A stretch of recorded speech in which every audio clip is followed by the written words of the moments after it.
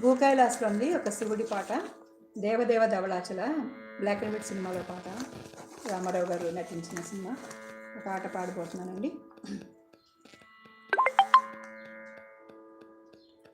దేవదేవ ధవళాచల మందిర గంగాధరా హర నమో నమో, దైవతలోక సుధాంబుధి హిమకర లోక శుభంకర నమో నమో.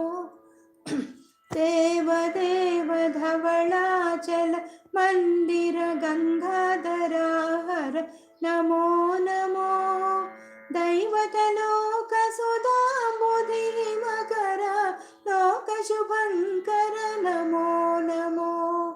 పాలిత కింకర భవనా శంకర శంకర పురహర నమో నమో, పాలిత కింకర భవనా శంకర శంకర పురహర నమో నమో.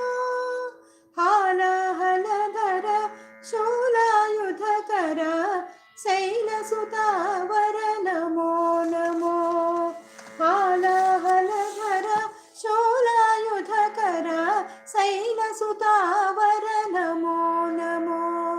దేవదేవ ధవళాచల మందిర గంగాధరా హర నమో నమో, దైవతలోక సుధాంబుధి హిమకర లోక శుభంకర నమో నమో.